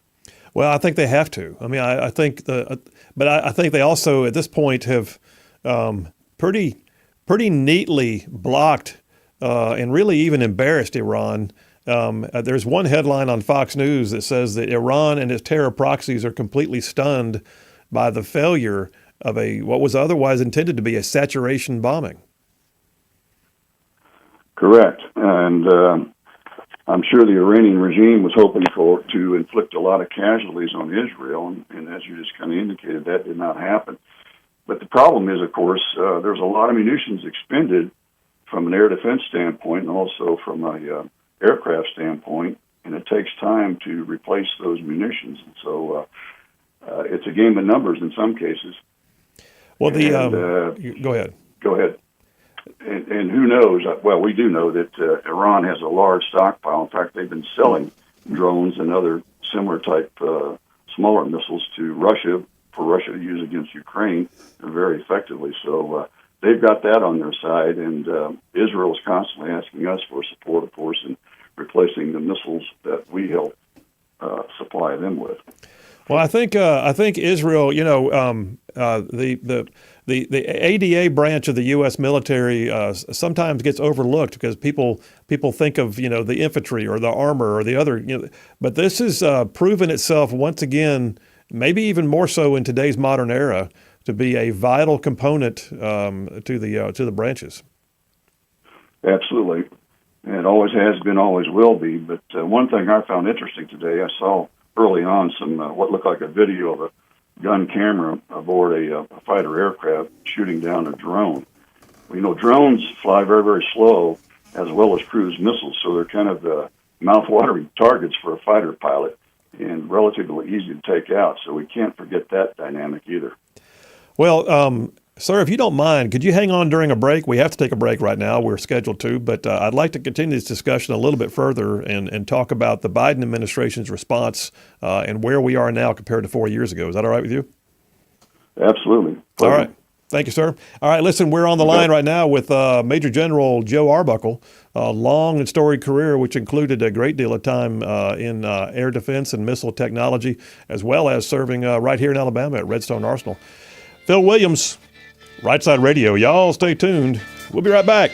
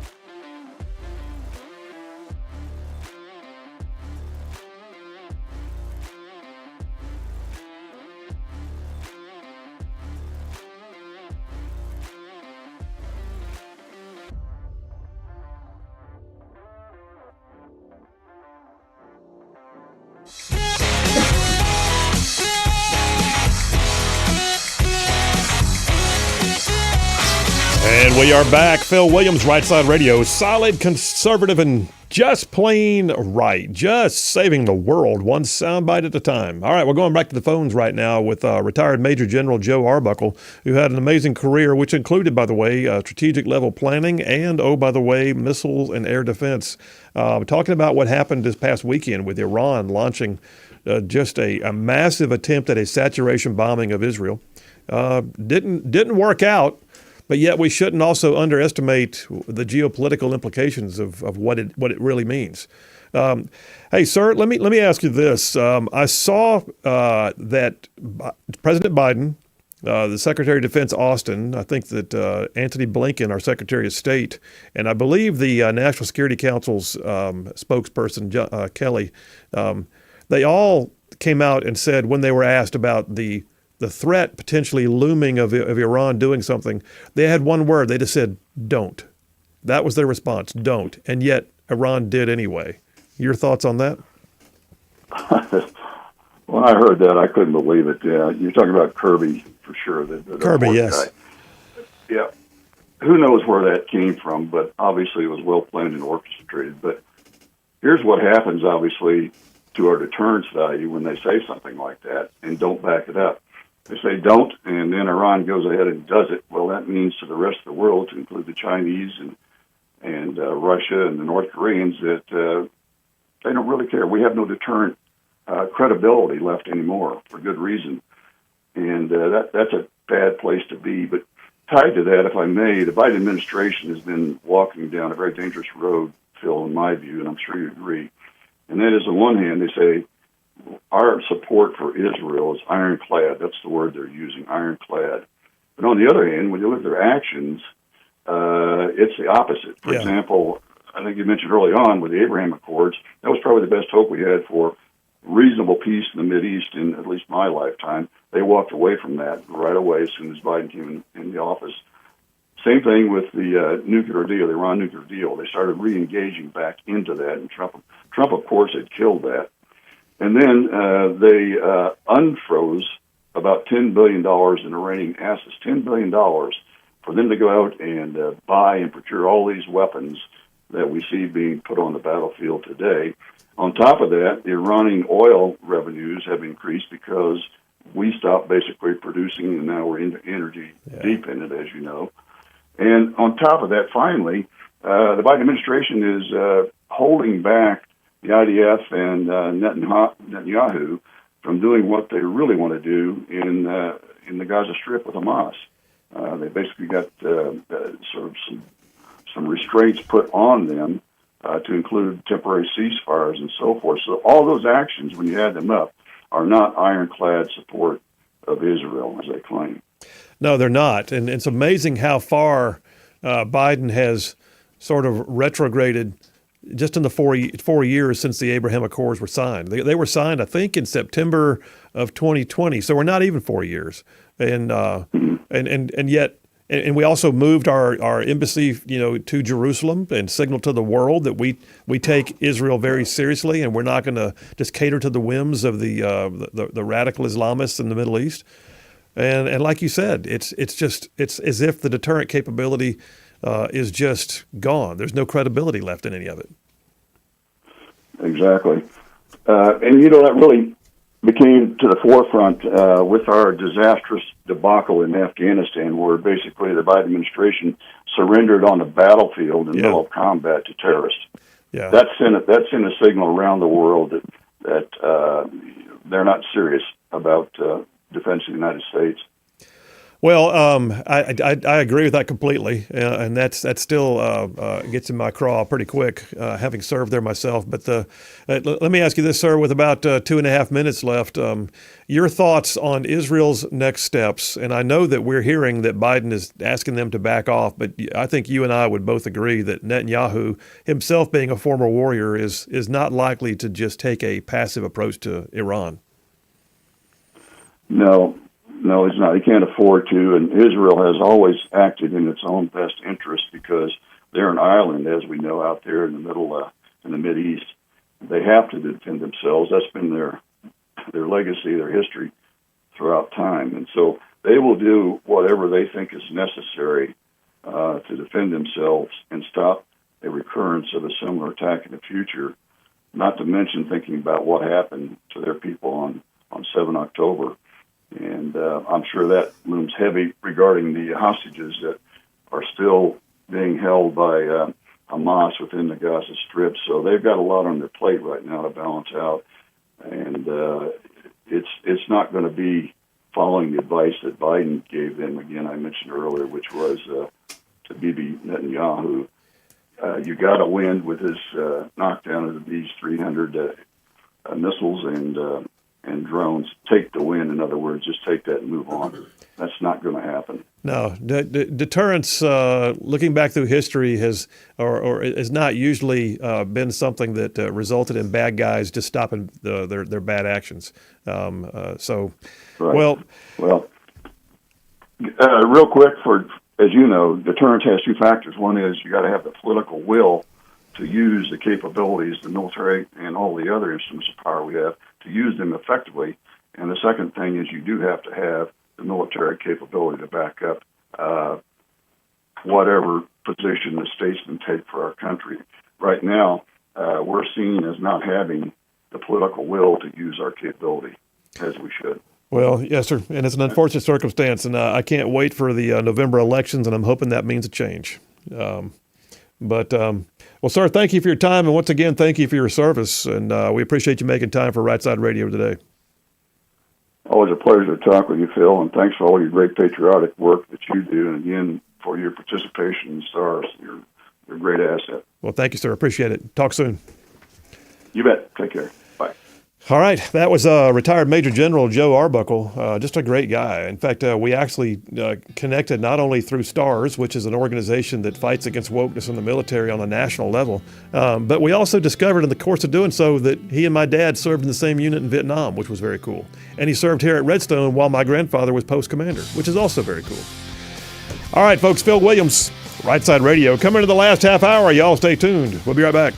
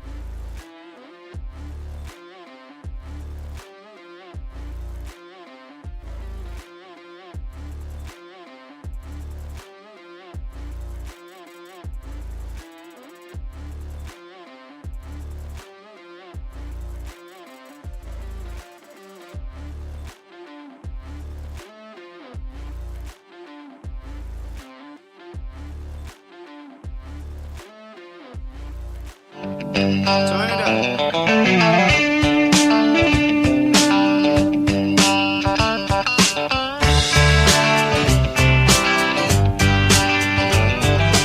And we are back. Phil Williams, Rightside Radio. Solid, conservative, and just plain right. I mean, like covering down on some major ground across the northern half of the most beautiful state in the nation. I mean, y'all, listen, this show goes like way down south of Birmingham, up north of Huntsville, Tuscaloosa, back to Gadsden, parts of Georgia, Tennessee, and even Mississippi all thrown in just for good measure.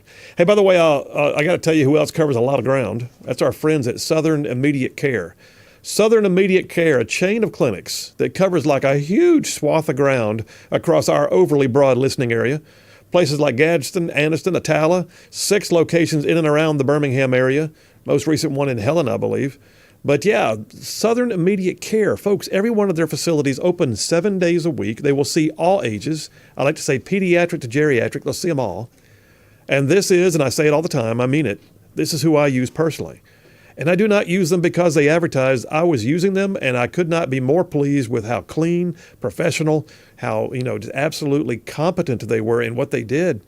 And I thought I could brag on this. And I went and asked them, would you mind advertising on Rightside? And it turns out they're owned by a Rightside ruffian. So how's that? Anyway, Southern Immediate Care. You need help, even on a Saturday. You look them up, find the location nearest to you, and head on down. And tell them, by the way, please, that you heard about it on Rightside Radio. Southern Immediate Care. All right, I got a call on the line. I'll take real quick. Brian from Huntsville. Hey, buddy, how you doing? Doing pretty well, except I'm a little irritated over what I remember that the Obama administration actually sent a plane in the dead of the night with all kind of cash and other fungibles, and mega money. And I'm wondering if Iran used some of that money to build those weapons that they tossed at Israel, and we still help Israel fund some of their Iron Dome defense.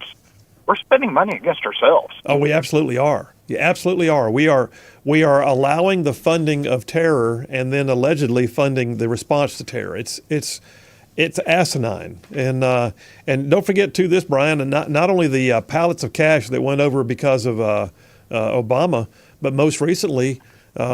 Biden lifted sanctions, and then released $6 billion. Yep. Yeah, absolutely. It's just, I'm not sure there is a foreign policy except to screw things up. That's what it feels like. Y'all have a blessed day, sir. See you, man. Thank you. One of the things that also happened, by the way, is a story here on Breitbart. Dateline yesterday. Biden let the UN sanctions on Iran's missiles expire before the unprecedented Israel attack. So it says the administration of President Joe Biden did not move to renew expiring sanctions in Iran's drone and ballistic missile production at the United Nations in October. So think about this. We just saw an attempt to do a saturation bombing by ballistic missile and drone and land attack missiles from Iran's sovereign soil to Israel, nation on nation. I cannot begin to describe to you how diplomatically huge that is.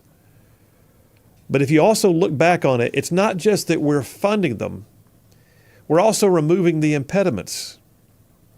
Biden does things like he comes into office and the first thing he does is say, oh, the Houthis aren't terrorists, and he lifts their names right off of, by executive order, he removed the Houthis from the international terrorism watch list. And what are they doing now? Firing drones and attack missiles at ships, including U.S. ships. How about this? I did not know until I was studying up for today's show that the ability to make missiles, which involves technology that may be sourced outside of Iran, had been under sanction until last October. Go figure. Suddenly, the sanctions have been lifted, or it is allowed to expire. Interesting. And then what do? They launch missiles and drones. So Tehran launched over 300 drones and missiles towards Israeli territory. The Iranian military had spent much of the past week threatening its retaliation, according to Breitbart, and they did. But the Israeli Defense Forces confirmed that over 300 threats of various types swarmed Israel from Iran, but 99% of them were intercepted, including all the drones and cruise missiles. It's a repudiation of Iran's capabilities. But it does not mean for a second that we don't have a really bad actor. Let's picture this.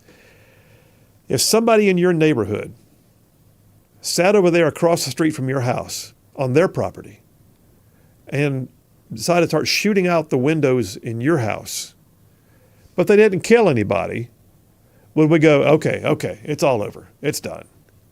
Because the same guy who sat across the street willing to shoot at your house the first time, who didn't kill anybody the first time, did not lose his intent. He just didn't hit anything the first time. That's where we are on a national scale. Iran is sitting in its sovereign soil on the far side of Iraq, shooting missiles over Iraqi and Jordanian and Syrian airspace, trying to hit targets. And by the way, were they trying to hit military targets? Largely, no. They were firing at what is believed to be mass population centers.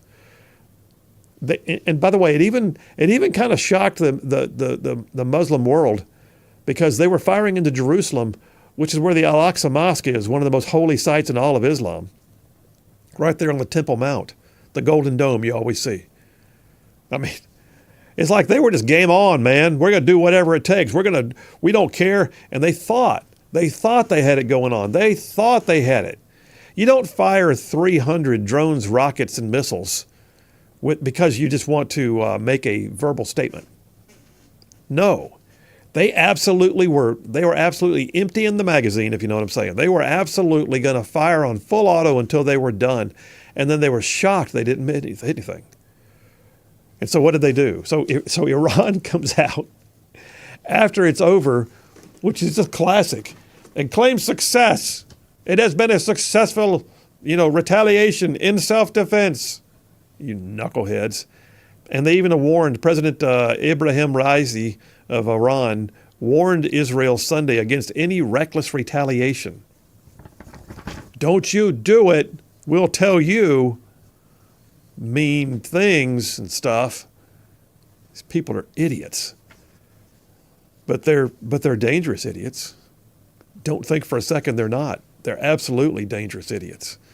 Thomas from Athens texted in. He says, "Hey, Colonel, thanks for having General Arbuckle on. Iran is using asymmetric warfare, cheap drones paid for with Biden-enabled billions, while U.S., Israel, Saudi Arabia, etc. spend money, many millions to take them out. Hezbollah has 100,000 rockets and missiles. Can the Iron Dome be overwhelmed?"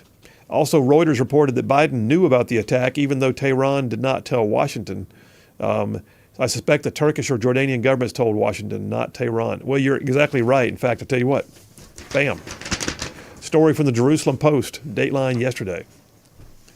Iran informed Turkey in advance of its planned operations, a Turkish diplomatic source told Reuters on Sunday, adding that Washington had then conveyed to Tehran via Ankara, Turkey, that any action it took had to be, quote, within certain limits. In other words, Iran was telegraphing what it was going to do, making threats and bellicose rhetoric. And then, right before they did it, they told Turkey what they were going to do. Turkey, though, apparently did convey to the U.S. what we just learned, they say, to which the U.S. response was to please tell Iran, Turkey, please tell Iran, keep it within certain limits. You know what I'm saying? Keep it down to a minimum. What the heck is that? What kind of ally is that? How about this? You pick up the phone, you call Bibi Netanyahu, you say, listen, hey, Bibi, this is Joe. Be aware, we just got word, this is coming. Maybe they did do that, but I don't think so. Iran, it says, U.S. Secretary of State Antony Blinken spoke to Turkish Foreign Minister Hakan Fidan and said, Iran informed us in advance of what would happen. Possible developments also came up during the meeting with Blinken, and the U.S., conveyed to Iran through us that the reaction must be within certain limits. What kind of knuckleheaded stuff is that? Unbelievable. Now, here's the other thing. So here at home, we're seeing stuff happening today. And I do not think we need to lower our guard. I mean, earlier Sparky from Harvest called in and he said, We gassed up the cars and gassed up some extra fuel cans, and I get it. I do. I felt that way. Listen, there's a reason why we need to be constantly aware of our times. And do not think of them as isolated in nature. And do not stop paying attention. It does not need you need to just, immerse yourself in it and lose sight of everything else, and you can't live without seeing the news. I mean, I'm a news hound, I'll be honest with you. It's what I do for a living. How about that? But the truth be told, there is still a bigger picture, and yes, you have to do things that you have to set it aside sometimes, and you have to remember hope, and you have to recognize where your strength lies, and you have to take care of your family and do it. That being said, what I also don't want to portray is that in any way you should look aside from these events this past weekend, because this was not small. Israel is still standing, and Israel will continue to stand. And we need to be on the right side of history with this. Israel just basically dismissed. I mean, this reminds me of the scene from Tombstone where he looks over and goes, "Why, Johnny, I did not know you were still here. You may go now." That's how it feels. Iran just got dismissed like a punk. But now they're mad, and they recognize they've been embarrassed on the world stage. They launched 300 munitions, none of which had true effect. But do not think for a second that in some way mitigates what's happening. And right here in the United States, I mean, I'm watching a video right now. It's been a thing today. All the pro-Palestinian protesters are blocking up roads. They're in the wake of this attack on Israel. They feel somehow emboldened by it. And out in San Francisco, the Golden Gate Bridge has been locked down by people who have handcuffed themselves to the bridge. And they do these things where they handcuff their arms together inside of a long PVC pipe so that you can't get the handcuffs cut. And then they just stand there and they won't move. I don't know how long they intend to leave themselves staying there, but so San Francisco's been logjammed today. I am looking at one though, and I don't know where in Florida this is, but somebody posted a video of police dragging protesters off the road saying, pro-Hamas protesters tried blocking the roads in Florida today, and they were dragged to the sidewalk almost immediately. We don't tolerate road blocking here in Florida. In fact, it's now a felony punishable by up to 15 years in prison. What I am saying, though, is this. These chuckleheads who have been out there, calling for ceasefires, and it's a genocide, and it's horrible what's happening right now. They were cheering over the idea of Iran trying to bomb Israel. They're not about peace. They're about anti-Israel. That's what they're about. This is not about ceasefire. This is about we need more fire as long as it's directed at Israel. All right, Big Rig, take us to the break, brother. We'll do that right now. We'll come right back, and we'll clean up for the rest of the day. I'm saying it's been a two-dipper day. Two-dipper. But, man, they've been full. Phil Williams, Rightside Radio. Y'all stay tuned. We'll be right back.